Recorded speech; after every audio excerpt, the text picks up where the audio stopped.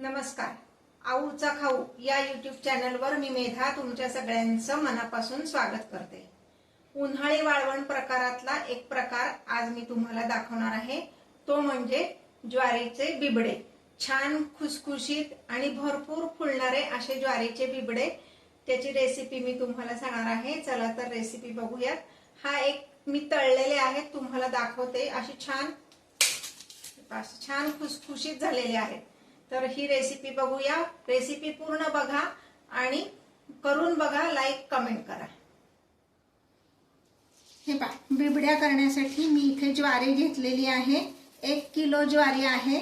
4 ते 5 वेळा पाण्याने स्वच्छ धुवून घेतली, कारण त्याला काही पावडर लावलेली असती किंवा काही धूळ असती, ते सगळं जाण्यासाठी 4 ते 5 वेळा मी ही स्वच्छ पाण्याने धुवून घेतली आहे.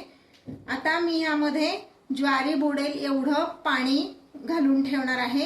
ही ज्वारी आपल्याला 3 दिवस पूर्ण भिजवायची आहे. पूर्वी 4 दिवस भिजवायचे, पण आता आपण 3च दिवस भिजवणार आहे, कारण उन्हाळा खूप आहे. ज्वारी जर जास्त भिजली तर खूप त्याला आंबट वास येऊ शकतो, म्हणून फक्त 3 दिवस भिजवणार आहे.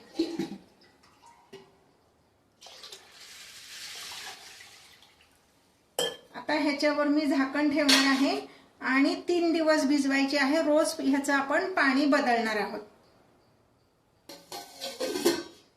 हे पहा, ही ज्वारी आपण 3 दिवस पूर्ण भिजवली, रोज त्यातलं पाणी बदललंय. आता 3ऱ्या दिवशी सुद्धा पूर्ण दिवस भिजल्यानंतर हे असं दिसतंय. थोडेसे असे बुडबुडे आल्यासारखे दिसतात पाण्यावर. हे असंच दिसायला हवं, म्हणजे ज्वारी व्यवस्थित आंबली आहे असं त्याचा अर्थ होतो. आणि आपण ज्या काही बिबड्या करणार आहेत त्या छान होतात, म्हणजे त्याची टेस्ट छान येते असं झालं की.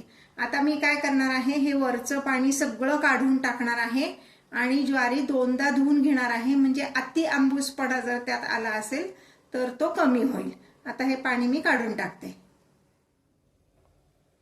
हे पहा, ही ज्वारी अशी छान भिजलेली आहे, म्हणजे आपण नखाने जर दाबून पाहिली ना तर ती अशी छान मोडतोय दाणा.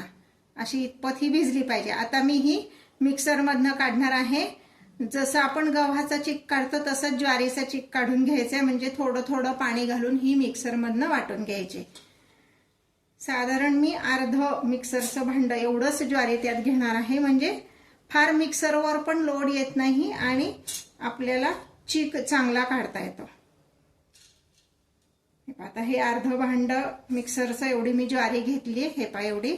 आणि आता ह्यात मी 1 ग्लासभर पाणी घालणार आहे. ह्यात पाण्याचं प्रमाण कमी जास्त झालं तरी काही हरकत नाही, कारण आपल्याला नंतर ते कुरड्यांच्या चिकासारखंच बाजूला ठेवायचे, नंतर वरचं पाणी काढून खालचा चिक वापरायचा.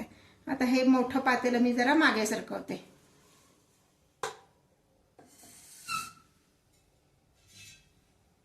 अंदाजानेच पाणी घालणार आहे आणि हे मिक्सरला लावणार आहे. आता हे मी भांड मिक्सरला लावलंय. हाय स्पीडला साधारण 1 मिनिट, म्हणजे थोडंसं बघायचं मध्ये झाकण काढून व्यवस्थित झालंय का, आणि मग आपण ते गाळून घेणार आहे. आता आधी हाय स्पीडला फिरवून घ्यायचं.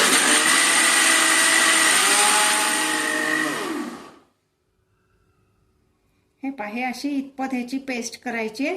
आणि आता मी हे चाळणीने एका दुसऱ्या पातेल्यामध्ये गाळून घेणार आहे. आपली जी पुरणाची चाळणी असते ती घ्यायची आणि त्यांनी हे गाळून घ्यायचं, म्हणजे मग ज्वारीचं जे काही चोथा असेल तो आपल्याला वरती राहतो. याच्यात किंचित पाणी घालतेय मी.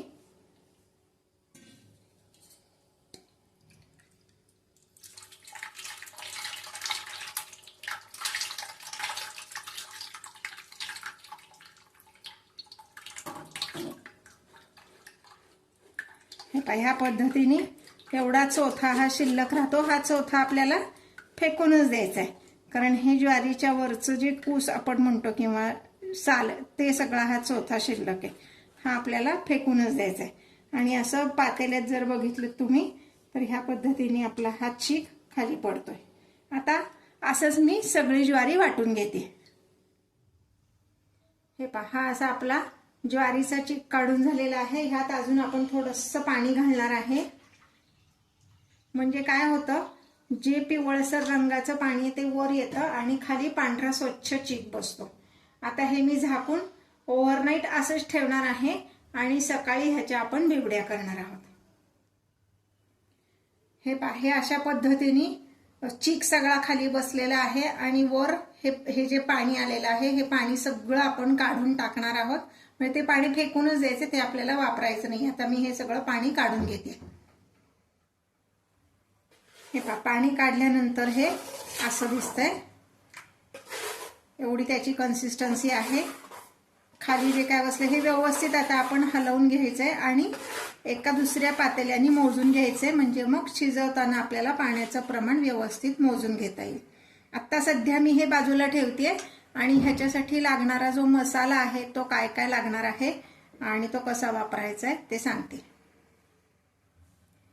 आता यासाठी लागणारा मसाला तयार करून घेणार आहोत. त्यासाठी मी घेतले आहेत 5 ते 6 हिरव्या मिरच्या. तुम्हाला लाल घ्यायच्या असतील तर तशाही घेऊ शकता. साधारण 8 ते 10 लसूण पाकळ्या. लसूण जास्ती घालायचं नाहीये कारण नंतर त्याचा फार उग्र वास येतो. 1 चमचा जिरे, 1 चमचा बडीशेप. हे सगळं मी मिक्सरला भरड वाटून घेणार आहे. आता आपण जे ज्वारीचा चीक काढलाय तर त्यामध्ये आपण हे पीठ घालणार आहोत. हे पीठ कसलं आहे? साबुदाण्याचं पीठ आहे. ज्वारीच्या पिठाला जास्ती चिकटपणा नसतो, त्यामुळं मग काय होतं, पापड्यांना तडे जाऊ शकतात किंवा भेगा पडू शकतात. तर तो चिकटपणा येण्यासाठी आपण साबुदाण्याचं पीठ घालणार आहोत. 1 किलो ज्वारीच्या पिठासाठी फक्त 1 वाटी साबुदाण्याचं पीठ मी घेतलंय. त्यात 1च वाटी पाणी घालून मी ते कालवून घेणार आहे आणि हे ज्वारीच्या त्या चिकामध्ये मिक्स करणार आहे. अजून थोडं पाणी लागू शकतं याला.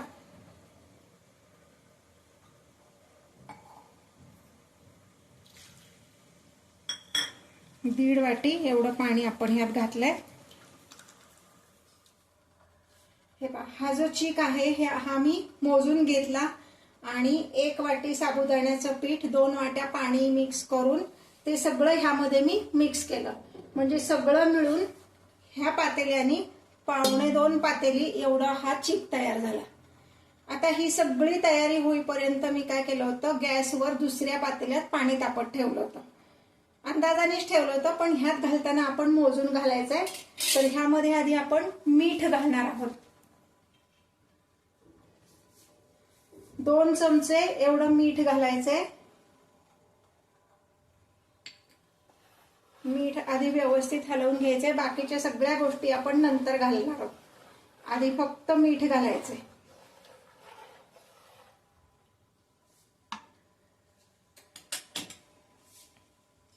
आणि ह्या पातेल्याने 1.25 पातेली चीक होता, तर आपण 2.5 पातेली एवढं पाणी घालणार आहोत.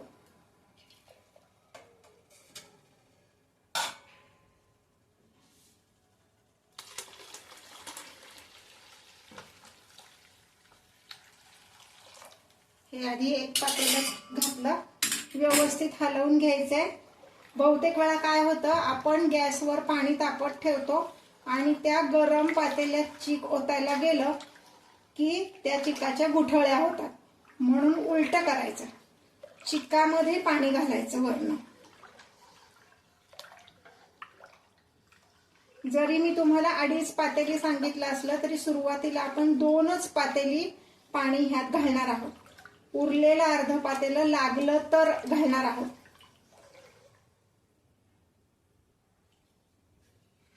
आता पुढचं पण मी 1 पातेलं पाणी अजून घालून घेते. हे दुसरं पातेलं मी घातलंय.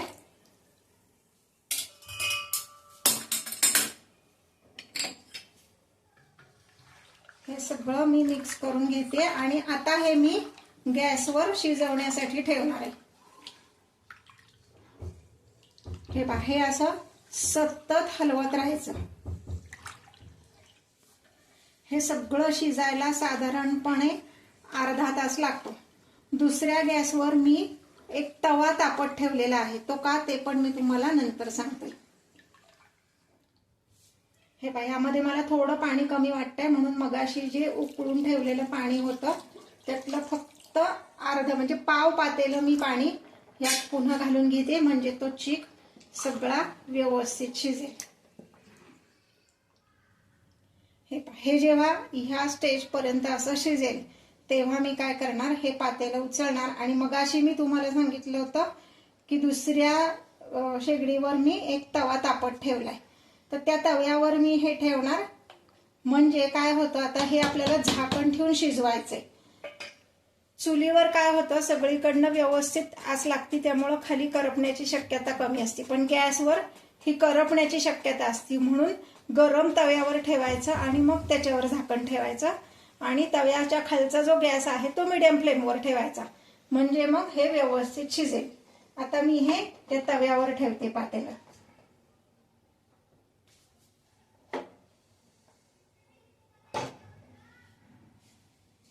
आणि ह्याच्यावर आता मी झाकण ठेवणार आहे. आता आपण झाकण काढून बघणार आहोत.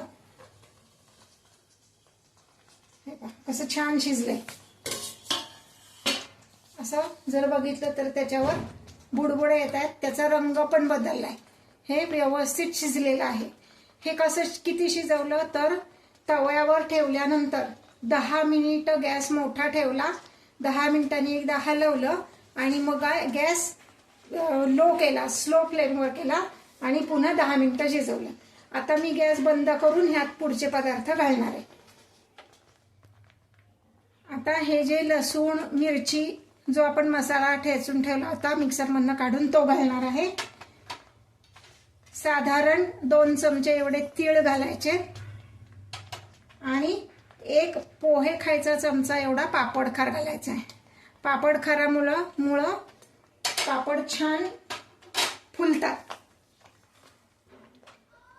आणि हे आता व्यवस्थित आपण हलवून घेणार आहोत. हे सगळं आपण आधी का घातलं नाही तर आधीच आपण मिरची लसूण घातलं तर ते हा घाटा जो आहे तो खाली करपण्याची शक्यता असते, कारण मिरची आणि लसूण पटकन खाली जाऊन बसतं आणि ते करपतं, म्हणून हे नंतर घालायचं. आता हे मी असं व्यवस्थित मिक्स करून घेणार आहे आणि आपण आता हे प्लॅस्टिकच्या कागदावर घालणार आहोत. थोडंसं कोमट होऊन द्यायचंय आणि मग घालायचंय. माझी बाकीची तयारी म्हणजे तो प्लॅस्टिकचा कागद घालायचा आणि हे ते सगळं होईपर्यंत हे कोमट होईल, मग आपण हे घालूयात. आत्ता मी उन्हात घालणार आहे, पण तुम्ही घरात जरी घातलं फॅनच्या हवेखाली तरी चालेल. पण एक लक्षात ठेवायचं की फॅन फुल स्पीडवर हवं आणि ज्या रूममध्ये तुम्ही हे घालणार आहे तिथे मोकळी खेळती हवा हवी, म्हणजे मग ते तुम्ही घरात सुद्धा घालू शकता.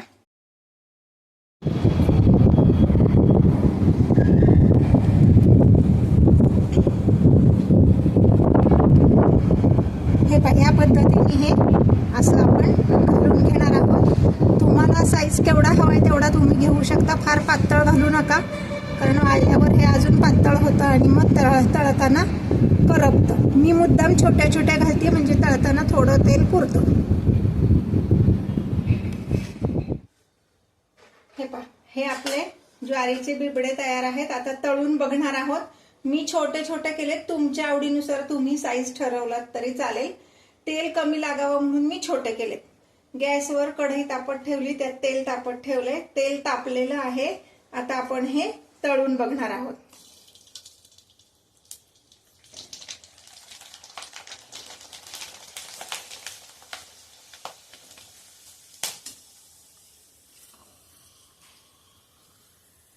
हे पहा किती छान फुलले.